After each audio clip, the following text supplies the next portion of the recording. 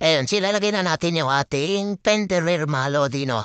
Sa ating Wave 125 Melody. Ayan. So, ito yung nilagyan natin ng Ziploc Melody, no? Ayan, so ito yung wave natin. Ayan, kinalawang palagay ng apakan, no? Ayan, so natatanggalin yung kanyang shock. Ayan, kabilaan yan mga lodi, no? Wala na tayo ibang tatanggalin dyan, kundi yung shock lang. Tapos sasalpak na lang natin yung fender, no? Ayan, so bisa na natin mga lodi yung pagtanggal. Ayan, so gagamit tayo dito ng 14 mga loads para dun sa bolt ng ating shock. Ayan. So, ito lang yung ating tatanggalin mga lodi, no? Kabilaan. Ayan. Tatanggalin lang muna natin.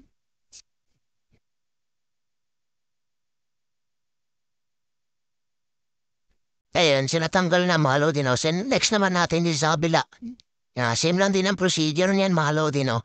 Tatanggalin lang din natin yung bolt na 14 ng ating shock absorber.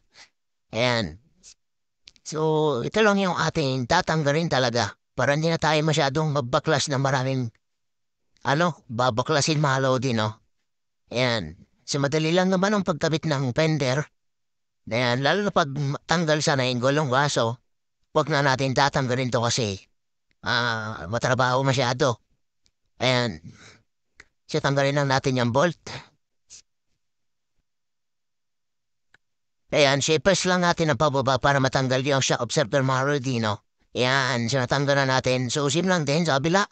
Yun, so ganyan lang talaga yun isa. Sinakaharang yung ating lagay ng sprocket. Yan, so kunin natin itong fender natin. Tapos sasalpak lang natin na ganyan. Yan, ganyan lang, no? May sumasabit dito mga lodi, no? Yung kanyang apakan na improvise na nilagay nila.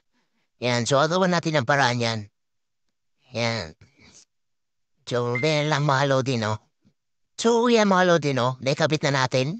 Ayan, kailangan pala yung tapalodo mga lodi naka-align din sa gulong. Ayan, di tabingi. Tas yun. Ayan, sige, balikan natin yung ating shock absorber mga lodi, no? Yung ating shock.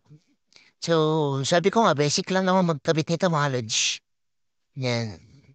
Pag bumibili kayo ng mga parts, ng mga flarings, kagaya niyan, mga fender, rear, sa harapan, pwedeng kayo na yung magkabit. No, ipitan lang mga lodi, no? Sinlan din sa kabila.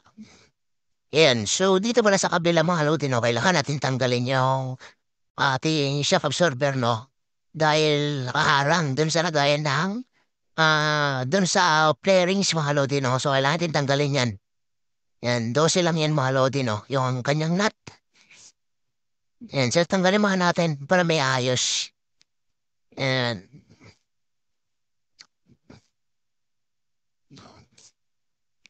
Ito lang naman yung shock na tatanggalin mo para may ayos. Mga lodi, no? Yan, so, tanggalin mo lang ng konti. Yan, tapos balik din. Yan, angat ng konti. Angat natin yung motor. Yan, angat natin yung chassis. Yan, so whistle pop. Yan. So, yan. Sumalpak na mga lodi na sa'yo. Kailangan babalik mo yung tornilyo mga lods. Yan. Balik natin yan. Yung mga tornilyo pala nito mga lodi, hindi ko masyadong inigpitan pa kasi para hindi yung pagtanggal laging pwersa. No? Pag nag-assemble talaga ako ng motor, di ko muna iniigpitan. Yan. So, next natin yung bolt sa taas. Sa may chassis mga lodi.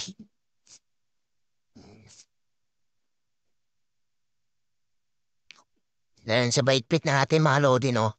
So, ganyan lang yung magkabit mga lodi, no? So, basic lang naman. Paano magkabit ng fender rear mga lodi.